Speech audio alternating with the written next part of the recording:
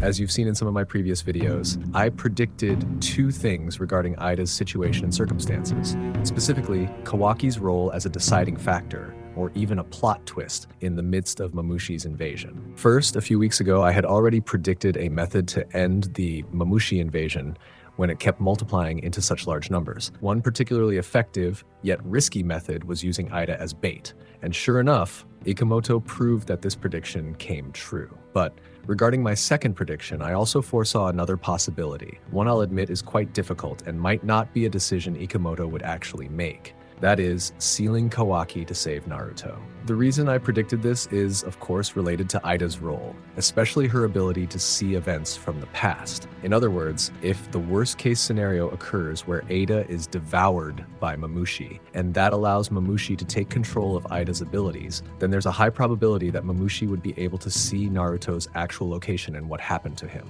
right? Believe it or not, it makes perfect sense that if Mamushi devours Eida, there's a high probability Mamushi would take control of all of Eida's abilities, even her genetics. And if that happens, Jura, who has been obsessed with Naruto from the start, would have a major opportunity to find Naruto. So the prediction based on this decision is to seal Eida for Naruto's sake as well. But in this case, it turns out the first point is what happened. That is, using Eida as bait for a far more effective yet risky method. But if we go back to the original context, especially with this response, I wanted to break it down over the next few minutes. Oh yeah, I'm Nim without the E. At least help me get this video to 100 likes. Thanks a lot, guys. So yeah, first and foremost, let's discuss the scenario prediction of sealing Eida to avoid something far worse or a domino effect on Naruto as well. And you need to note this is outside the context of what has already happened, but one thing is certain, this is still quite interesting and might just become a plot twist down the line. So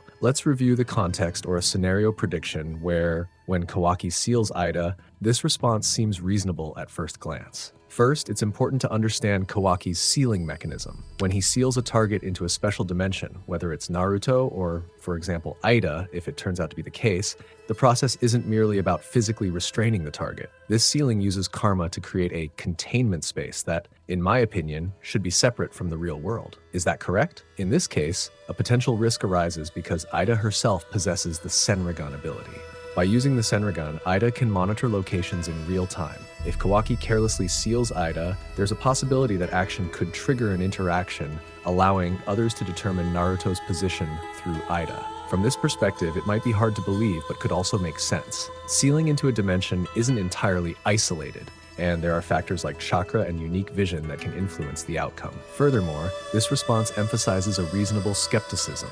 He doubts that part will happen. Although Kawaki is technically capable of sealing Eida into the Daikokuten dimension, the risks arising from Eida's Senrigan ability make this action less likely. Kawaki, known for being strategic and cautious, almost certainly considered the potential domino effects that could endanger Naruto or reveal his position. In other words, even though Kawaki possesses the power or ability to seal Eida within the Daikokuten dimension, logical considerations make such an action highly unlikely. Furthermore, this implicitly highlights the balance between a character's abilities and strategic risks. Eida possesses the Senrigan, meaning she is not entirely restricted, even while within a special dimension. This supports the initial argument that sealing Eida, although possibly effective mechanically, carries significant risks if not done carefully.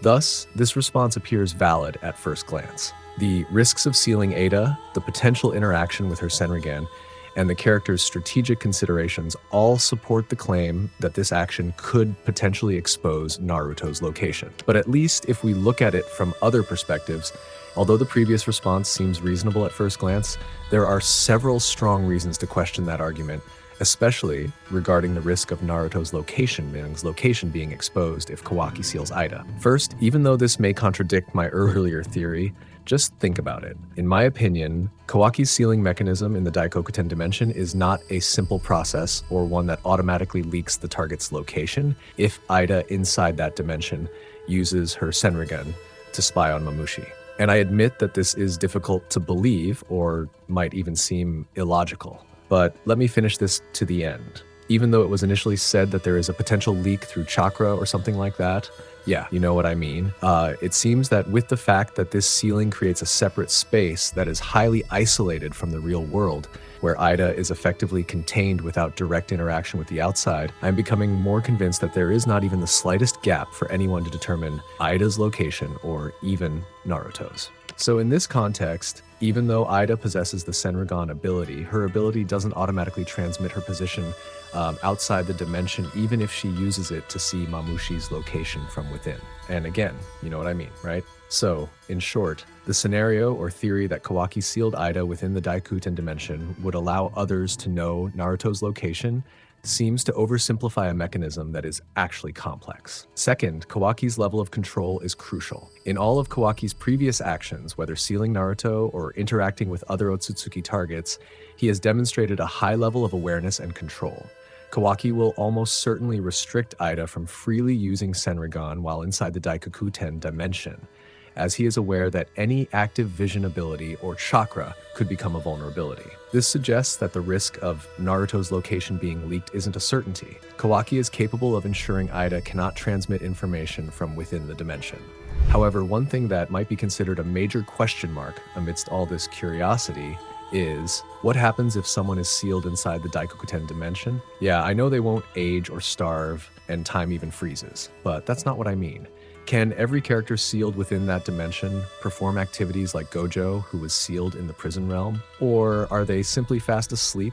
Let's say they're truly asleep, and that applies to Eida. So in other words, it seems like we can ignore all the context or discussion from the beginning if the fact is that Eida is truly frozen within a dimension where time doesn't pass. Yeah, you know what I mean, right? Thanks to Shino Trill for giving me the idea to discuss this in more depth. And as a final conclusion, we can summarize it into a few points. The mechanics of the Daikokuten dimension still seem quite complex. In other words, sealing Eida into the Daikokuten dimension isn't just about physically restraining her. This dimension is isolated from the real world, and all interactions from the inside out should be extremely limited. So the concern that Naruto's location would be immediately exposed is quite unlikely, even though there was a moment where Eida triggered Mamushi when she used Senrigan to spy on them. Moreover, it's hard to say if Eida would actually do that, because based on what we know, Eida already has trauma and is afraid of having to see Mamushi through the Senrigan.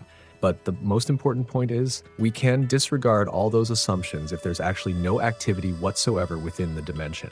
Because one thing that remains a mystery so far is whether those who are sealed will remain active or truly asleep. If they're completely frozen, as if time isn't passing, most of the concerns regarding interactions or Eida's vision become irrelevant. So the bottom line, although there was initial concern that sealing Eida could reveal Naruto's location, when we consider the sealing mechanism, Kawaki's control, and the possibility of the target's frozen state, that scenario turns out to be unrealistic.